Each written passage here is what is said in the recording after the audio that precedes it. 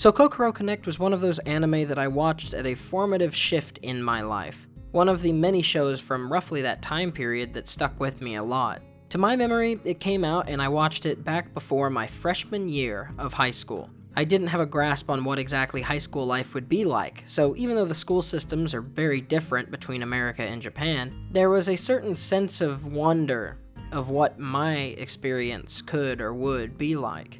It was so long ago now that I actually didn't even remember much of the plot when I went to rewatch it, so buying this Blu-ray when it was on sale recently was sort of a whim buy. After rewatching it, I think it helps me put a lot of the show in perspective. And not just the show, but a lot of my own life as well. Kokoro Connect pretty much lives on its premise. That is, 5 students in a club are plagued by unexplainable paranormal events that are essentially really unconventional ways to get the characters to better understand or become closer with each other. The main series runs through 3 arcs: body swapping, loss of self-control, and random de-aging, as well as an OVA. The first of these 3 services each character to get the idea of what it is like to be in the other one's shoes, in a very literal context. The second helps show each of the characters their immediate feelings to each other in a raw, unkept form, and the third uses the different ages to explore formative moments in childhood. The OVAs that conclude the story is an arc that deals with having their thoughts transmitted to some of the different members at random. Aside from that, Kokoro Connect is super overdramatic, and that'll probably be the biggest turnoff for some people. And the plot sort of progresses a bit unpredictably. But that's because the central focus of the show is to unconventionally use its premise to show these characters get closer to solving their trauma, and to understanding who they are as people. The character that seems to get the most plot focus is Iori Nagase, who perhaps has the most growth to do under these circumstances. Iori is someone who has gotten so used to, because of her situation, switching faces and personas that she doesn't really have a good grasp on what exactly makes her her, or makes her the person that she is. My opinion toward Iori drastically changes throughout the story, being irritated with her and liking her, all the same. That's the same with many other characters as well, actually, and it's leading me to realize just how much I tend to like characters in shows that are portrayed in a more gross light from time to time. It makes me feel like they are a lot more three-dimensional in that sense, and it gives me a lot more to grab at. But part of that makes me wonder, even 7 years later now, when coming-of-age stories won't still appeal to me. I feel like I've come of age so many times, but there's always something new to find. Something old to be reminded of. All of the characters in their own way throughout the series overcome whatever has been restricting them, and come to understand others, but more so themselves. Yui overcomes her crippling fear and trauma of men, but more than that, she takes a step forward, deciding that she is truly worthy of having a life where she isn't a background character. That she has the right to run her own life. Taichi, the main character, grows to understand and not to be ashamed in his want to help people. He grows out of a small burning self-righteousness born from thinking that he is doing the moral right and selfless act. He realizes the reason he does it, while it is still noble and all, is at its core still selfish, and that there is nothing wrong with that.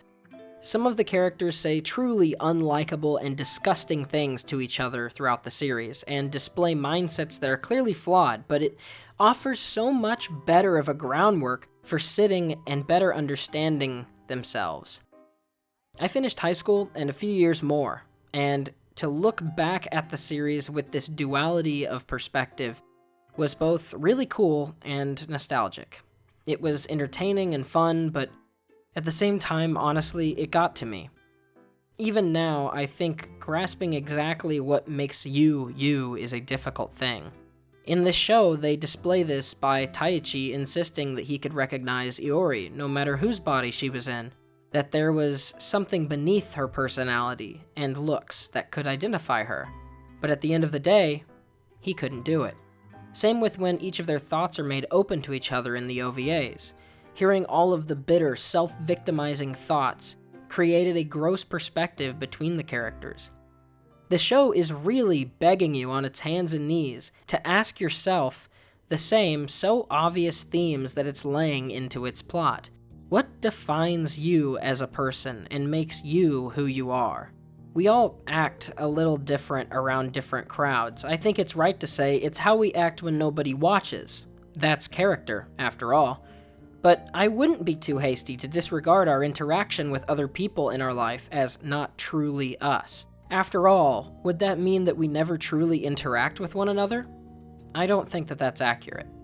Each mask you wear is still fastened and made by your own design and your own thoughts.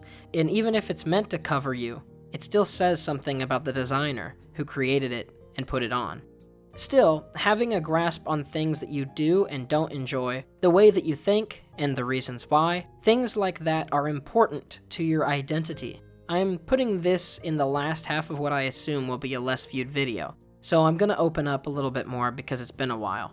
Before high school, I was really unsure of my identity and thought about what I would wear, how I would present myself, who I would become in high school.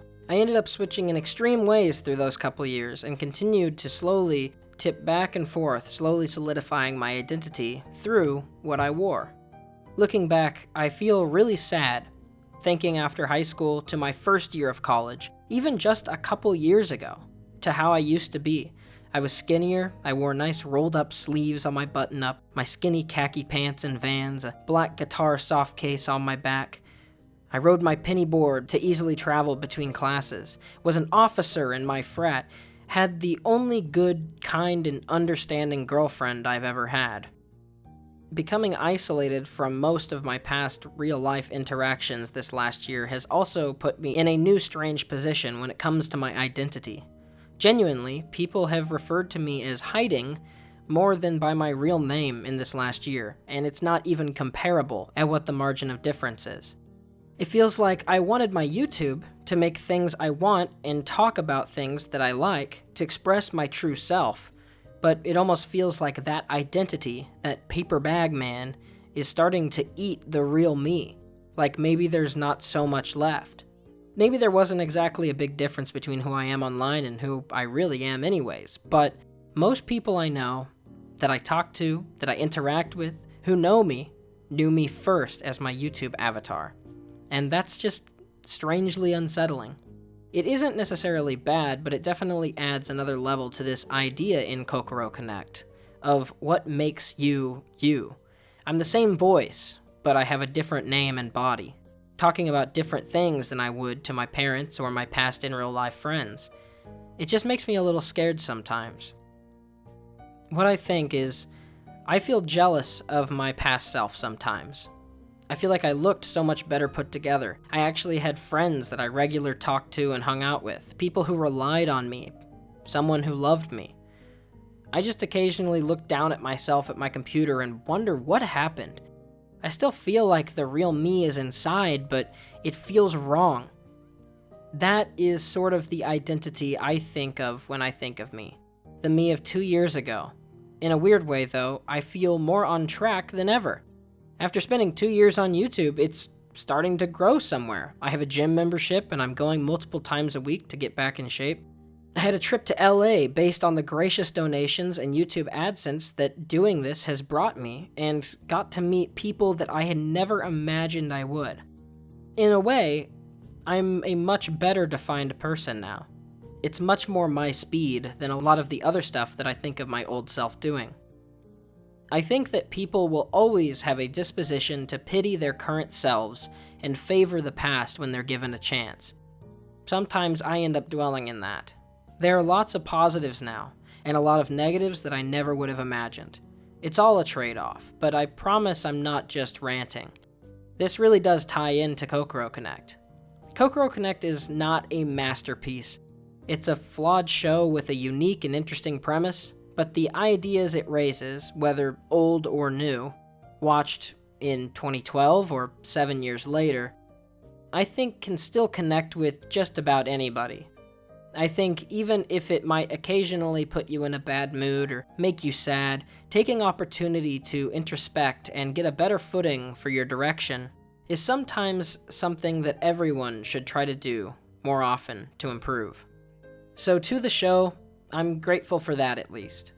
I'm still having a hard time placing just who I am and balancing that with how I'm perceived and who I want to be. But looking back on who I was first watching this show 7 years ago, I can at least be comforted in seeing that I've made a lot of progress. Thank you so much for watching to the end. I know this might have been a little stranger of a video. Any amount of support is heavily appreciated. If you want to keep up with me or shoot me a DM, my Twitter is the best place to do it, and it's in the description. Thanks so much to The Single Way Out, Lachlan So Stupid, Akio, A Quiet Respect, Dolphinos, Whizbang2093, Frillneck Lizard, Thomas Greenway, CJ for the Whales, Sam Lloyd, and all of my other patrons. Until then, I hope you have a great day, and I'll see you soon.